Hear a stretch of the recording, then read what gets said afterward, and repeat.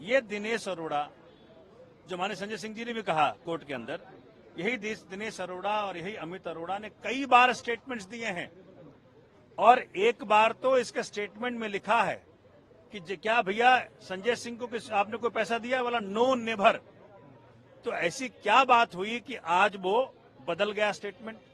बात ये हुई कि 1 अगस्त को इस शख्स को बेल मिला, ये बना अप्रूवर, और अप्रूवर बनने के बाद 14 अगस्त को ये स्टेटमेंट देता है।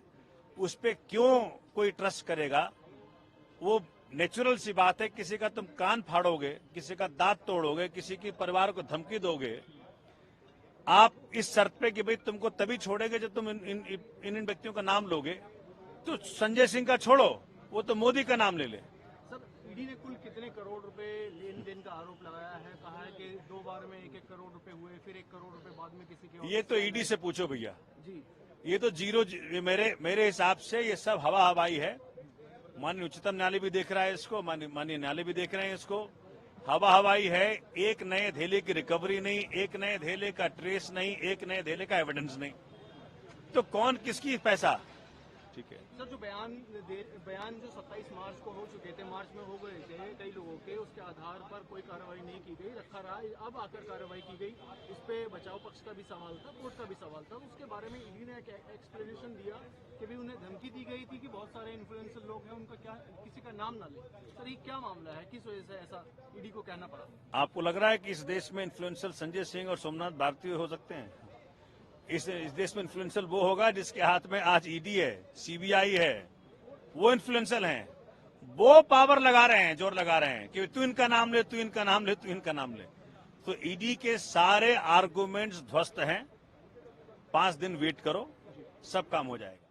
कि भाई आपने को संजय सिंह को पैसा दिया, तो कहा नो नेवर। ये ऑन रिकॉर्ड है कि नो नेवर। तो वो स्टेटमेंट का मान्यता नहीं है, लेकिन ये एक्यूज्ड टर्न अप्रूवर की ये स्टेटमेंट कहाँ मान्यता है? ये माननीय उच्चतम न्यायालय फैसला करेगा और माननीय न्यायालय फैसला करेगा। सर, 2 ट्रांजेक्शन की बात की गई, 1 करोड़ और 2 करोड़, टोटल 3 करोड़ की बात की गई। और ईडी द्वारा ये भी कहा गया कि कहीं ना कहीं जो मोबाइल है वो सीज किया गया है, उसको डेटा उसका निकालना है आगे चलकर। किस तरीके से देखते हैं ईडी? तो माननीय न्यायालय ने पूछा ये बात कि जब फोन तो आपके पास है तो डेटा क्या निकालना है? उनके लिए संजय सिंह की कस्टडी क्यों चाहिए आपको? इसका जवाब नहीं। तो ये सभी बातें ऑन रिकॉर्ड हैं और वो कह रहे हैं कि भाई हमने सीडीआर लिया है। और मैं आपको बता दूं, सीडीआर एक मोबाइल टावर का होता है। उस मोबाइल टावर के इर्द गिर्द ही वो व्यक्ति होगा।